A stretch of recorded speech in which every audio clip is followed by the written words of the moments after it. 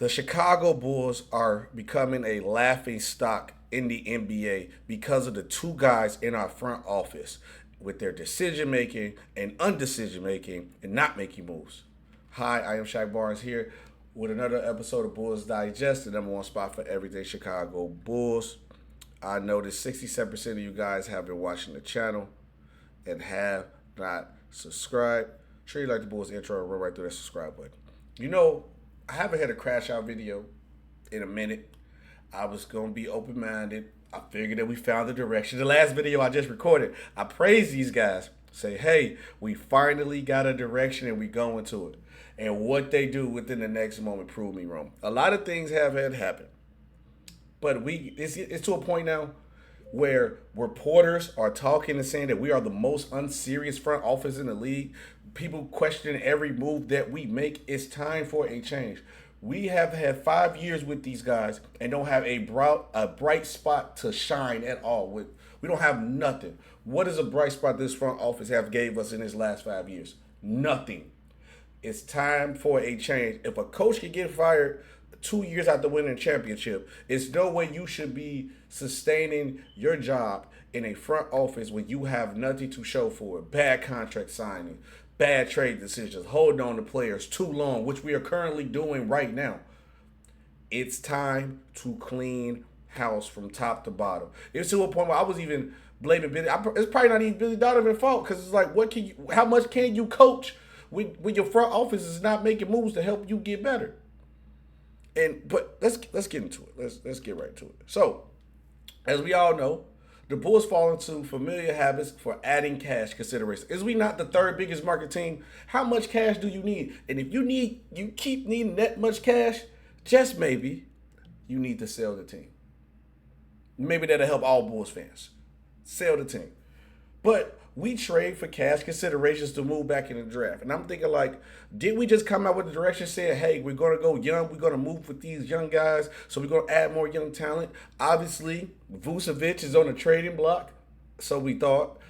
And with Vucevic being on the trading block, hey, we're going to get a big. But no, we're going to go get cash considerations, right? A lot of things happened. I was going to make 3 separate videos on it. But I was like, you know what? I'm going to calm down. I'm not going to overreact because maybe it's something that they plan or they got something else in play. So, Lakers move back to the Timberwolves pick. With the Timberwolves pick, the Lakers select a center, Rico Zaraski. I hope I said that right. While the Bulls select another forward, Lachan Obrick. Why are we keep getting all these forwards? Well, we finna run all wing lineup? I get it. With this kid, Obrick, he's a tweener. He's athletic. He can rebound. But we still need a true big at some point. At least one center on the roster. Maybe a younger one. Something different. But no, because once again, they lie to our face and say they're going to do one thing and they do the complete opposite. But they're so messed up that when they say they're going to do the opposite, which is what they do it now, they go back and do the other thing. This front office is confused. There's no direction. They're on a road trip to disaster with no GPS because they'll go straight, make a U-turn and go back down the same way, then go back the same way, make a right, then go back down the same way, then make a left, then turn back around and go back the same way. It's just an infinity circle of going nowhere with this front office. And it's time for a change. Once reporters are coming out saying that we are the most unserious front office in the league, that tells you somebody has to go. And when you have people running your organization, ownership, who has control of getting people out of these seats, where he has not seen these things and see the move that they make, he does not care. They do not care about basketball. They do not care about winning. They're just using the Chicago Bulls as a cash grab at this point. If that's the case, you see what the Celtics just sold for. You see what the Lakers just sold for. The Bulls gonna be around that same amount price. Just go ahead and get your $10 billion. Put somebody in the front. Put somebody in an ownership seat that actually care about winning games. About the pride of the Chicago Bulls. Cause who want to care about really seeing red? Because every move from top to the bottom, to the ball boy, to the owner up top, does not seem like they care about winning here. It does not. But maybe we just gonna get an explanation, right? Maybe we was going to get an explanation.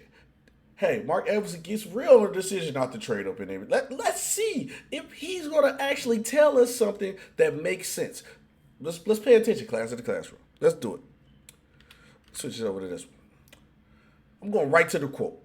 We looked at several options, both moving up and back, Marc Eversley said, according to a post from KC Johnson. We were in contact with 3 to 4 teams, but as board moved, we felt comfortable a good player will be available. That sounds like you didn't even know who you wanted to pick. You didn't plan on having somebody to pick. And if a player that you wanted got picked earlier and you knew people was close to getting them, maybe you should have traded up. But no, you didn't do that. Or if you're going to trade back, instead of getting cash, maybe you could get assets for future years. So not even getting assets for future years tells me a lot. You could have got a second for next year. I would have felt better than getting cash consideration. What is cash consideration going to do for this team right now? Nothing. Nothing at all. With the East being wide open, you can't even make a smart move to give us a decent enough push to put a bright spot on this team. But you refuse to do that. And it shows that this front office lacks a lot of things, and one of them is a winning mentality. It's zero existent with this front office. And a change has to come. You ask for our patience, and then you spit right in our face. Not even a month later. The finals just over with. We were talking about, okay, this was direction, we're going to do this, and that. Because don't worry, guys. It gets worse. I thought it could get worse, but it still gets worse. Bulls GM Marc Eversley teasing offseason plan with a list of players all coming back. What do you mean all coming back? We supposed to be cleaning house, opening up cap space for the next year. I almost said something I want to post. We supposed to be opening up cap space for next year. We supposed to be moving players out so younger players can play, like a Vucevic, a Herder, Zach Collins. Either moves is going to open up more cap space and open up opportunities for young people to play. But no, we're not doing that. Because what are you expecting to get for Nikola Vucevic? He's an old player on an expiring deal. Just get a pick or two of assets and move on. Let Vucevic walk. I love Kobe White. Y'all don't even want to pay Kobe White. Orlando Magic just offered you a deal for a young guard, a defensive player, just a contract, just to hold. It's going to go expire, and 2 unprotected first-round picks that you didn't take it. And for a player that you don't even want to sign because you don't want to pay him the money because we being cheap. You don't want to pay. You want Kobe White, but you don't want to pay him. What do you expect is going to happen this year? Kobe White is going to probably lead the team in scoring. With him and Josh Giddey might average a triple-double. So with Josh Giddey averaging probably a triple-double, darn near a triple-double, where Kobe White lead the team in scoring, what type of money do you think he's going to ask for? He's going to ask for a max contract, and he might make the All-Star team next year. The East is open. A lot of players are out the way. But you don't understand that. So this one, when I seen this, blew my mind. There have been a lot of trade movements surrounding the Bulls lately, and that makes GM Marc Eversley comment on Thursday morning even more puzzling. Even the reporters are getting to the point of questioning people in the report.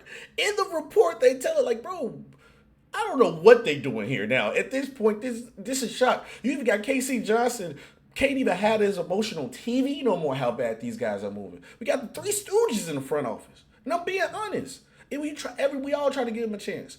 But Eversley discussed the team offseason plan, and he listed off players that are coming back to the team. Nikola Vucevic, who is obviously on a trade candidate, who obviously should be traded, who obviously don't want to be on the team, who obviously want to. That's a player that needs to go, that makes sense to trade, is one of the players Eversley listed. As one of the players that Eversley listed. This is the exact quote, verbatim. Verbatim, y'all. Verbatim. I would look at how we ended the season this past year. 15-5 down the stretch, Eversley said, according to a post from Els Strusser. Obviously, a bitter loss in the play-in game, but the players who play in that game, Giddey, White, Hunter, Montes, Vooch, those guys all log big minutes. Those guys are all coming back. They're all going to be with us. Now we layer in guys like Patrick Williams, Jalen Smith, Ayo Dosunmu coming back from an injury. Zach Collins is nice additions at the trade deadline. What are we talking about? What are we talking about? This man praising being a play-in team. I don't care if we went 20-0 at the end of the season. We was still a play-in team. We got players that don't make sense being on this roster. Why is Nikola Vucevic still on this roster? On an expiring contract. You finna just let him walk for nothing. We get nothing for him. Just take a pick from next year and let him walk. Why is that so hard? What do you expect to get from a 35, 36-year-old defensive liability big man who's at the end of his career? Trade him. Get it over with. Then we got Kevin Huerter. I like Kevin Huerter. He was nice. But we gotta save some money. Get him out of here. Zach Collins, nice addition. We gotta save some money. Get him out of here. You could have easily just drafted a big. Noah Isagi, cool. I like him. He growing on me. But let's be serious here, man. Let's be serious. This has to stop. This front office is moving like a chicken with his head cut off at this point. This year, if we have another bad year, because we too far in. This year they don't make no moves, they have to go. And if the Chicago Bulls ownership does not see this, that let us all know as fans, they clearly don't care about winning games at all. And you know what happened? When we realized that as fans, we stopped coming to the game. And then you know what happened? A change happened real quick. We got to start. You know, as Chicago Bulls fans, we got to buy signs. We will do this. But let me know what you guys think about all the things that's been going on. Am I overreacting? I think it's time for a change with this front office. We got 5 years of nothing with no bright spot. So please comment about down below. It's been Shaq Barnes, another great episode of Bulls Digest. See you guys on the next one. Peace.